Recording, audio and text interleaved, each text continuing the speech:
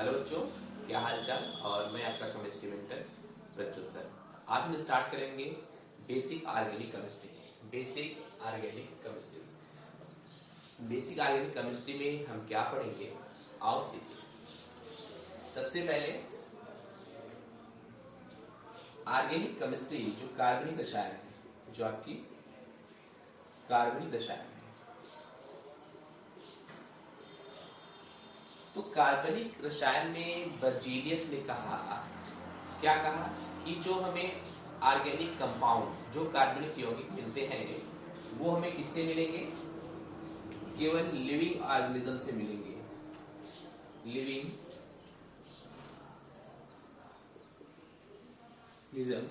Means जीवधारी,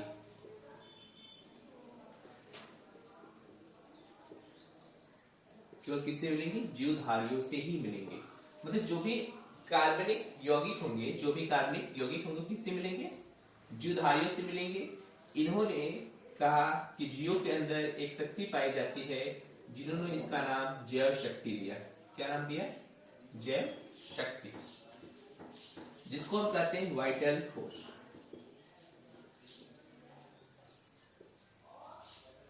तो Berzelius ने क्या, बर्जीलियस ने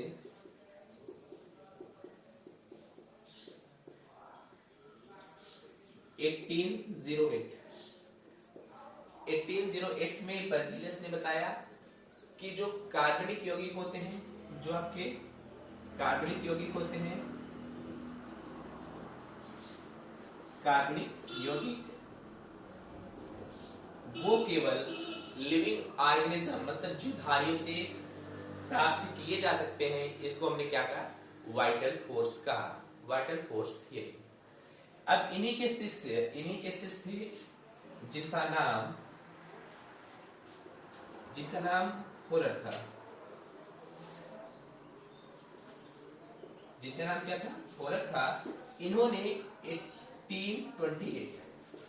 1828 में क्या किया, ammonium cyanate NH4 plus OCl minus, ammonium cyanate को इन्होंने क्या किया, गर्म किया। क्या किया, लैब में गर्म किया।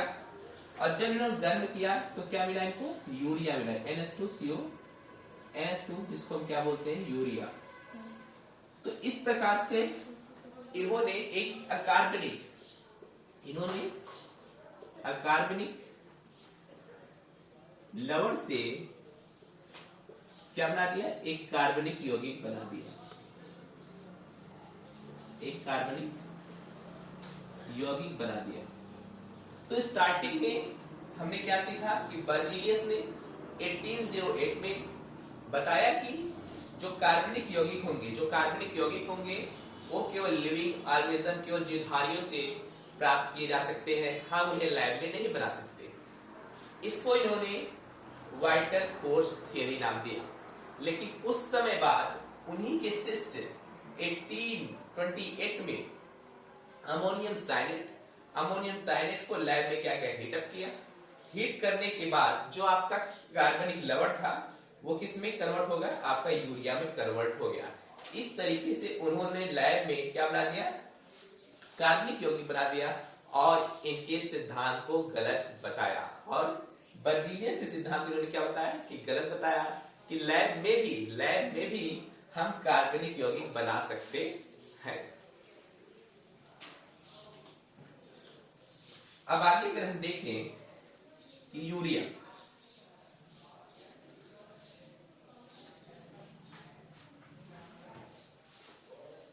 अगर हम आगे देखें यूरिया NH2CO NH2, इसका नाम है यूरिया,